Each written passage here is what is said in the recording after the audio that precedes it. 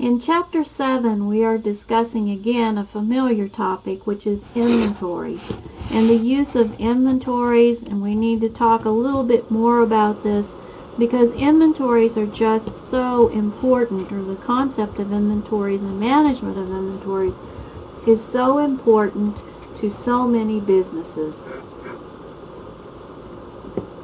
In this particular audio voiceover, I'm going to address only the first two learning objectives.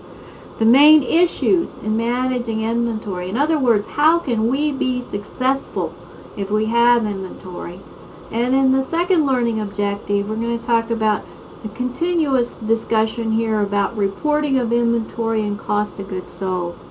In our second voiceover, we'll talk about different methods, inventory methods that we have to use. And then in the third voiceover, we'll talk about lower of cost or market, and also the use of inventory ratios. So what are those goals of any business when they have inventory? Well, number one, you have to have that inventory available. If a customer comes in and the inventory isn't there, this is an issue. They'll go to someone else. So we have to have sufficient quantity of merchandise available for these customers. And second, we need to have the quality. If it doesn't meet their expectations, they won't come back and buy from us, and they will return. And we learned in a previous chapter the returns are not good. We want the merchandise to go out the door. And point 3, we want to maximize the distance between the selling price and the cost of the item. And we call this gross profit. It shows up on the income statement. So let's try to maximize that spread. And how do you do that? You buy things at a low price and you sell them at a comparatively high price. So 3 goals: quantity on hand, quality of product, and maximize the spread by minimizing our costs of acquiring and carrying the merchandise. Now, merchandising firms, they have inventory to sell. That's what they do. That's their primary goal, their primary function.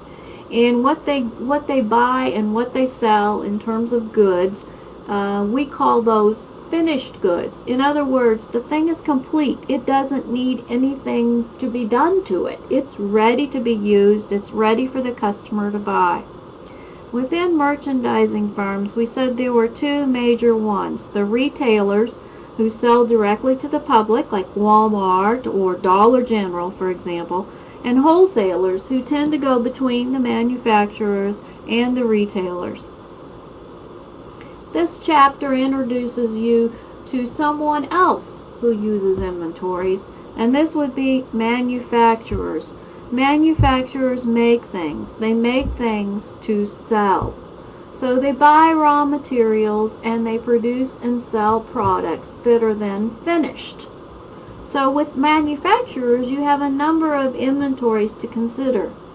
You have the raw materials, which are inventoried, which go into producing the products. And then you have something called work in process, and that's often abbreviated WIP. These are goods that are being produced, but they aren't to the point where they are finished. So they're in process. We also have finished goods, just like you have with the merchandising firms, and these are goods that are waiting to go out the door to be shipped. So 3 major inventories in a manufacturing plant. Now, besides this, we talked about another type of business, which was a service business, and a service business, or a business which is part of the service industry, also has inventories. Their inventories, though, tend to be inventories and things like supplies that are going to be used in providing the service. You can have, as we've discussed before, businesses that are merchandisers who also service the products which they produce. So we could have a hybrid. The main point in this chapter is to introduce you to the concept here that manufacturers have inventories, and the inventories are raw materials, work in process, and finished goods. In all of these, in merchandising companies or in manufacturing companies, you are going to see inventory showing up in several different ways. First, you have the account called inventory, which is a balance sheet account, which tends to show up in the current asset section because it is going to convert to cash within a year. It's not going to stay around for very long. So inventory flows into a company and it flows out. This is what we want to see happening for a manufacturer, for a merchandiser. We don't want it to be there very long, hence inventory is a current asset. The other place, as we've discussed previously, is that for both of these companies it shows up in cost of goods sold. This is called an expensing of the asset when we show inventory flowing out and going into cost of goods sold. Another thing which we need to repeat and go back to discussing is this cost of goods sold equation, often called the inventory flow model, which says beginning inventory plus purchases is goods available, and goods available either stays as ending inventory or it becomes expensed and becomes cost of goods sold. Here you have a different relationship, and this is just an algebraic sort of rearranging of it, which says beginning inventory plus purchases minus ending, which is what you have on hand at the end of an accounting period, must be what you have sold. So you can think of it again as two algebraic equations, or you can put together like this. This is important. It's important we discuss this now because we are going to go into our next audio voiceover and we're going to talk about inventory costing methods. And so this is probably one of the most important equations which you have in accounting that you have to memorize. As an example then, let's say a company had a beginning inventory of 5 units that cost $10. They purchased 20 units with the cost of $10 each. So now what they have available would be the 5 units and the 20. So 25 units are available. If they sell 15 units, they will have 10 units left.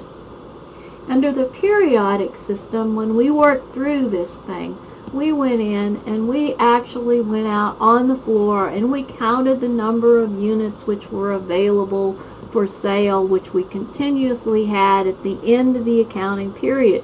And we said, if we don't have it, we must have sold it. And we subtracted to determine what our cost of goods sold was.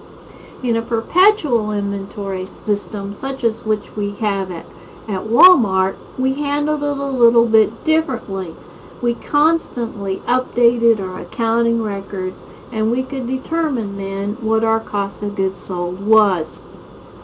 In our next voiceover, we'll get into this a little bit more because we have to consider what do we do if the unit cost changes. If our purchases come in at different values, then how do we determine from which batch or which group of cost should we allocate to those products which are being sold? And we'll talk about that a little bit more in the next audio.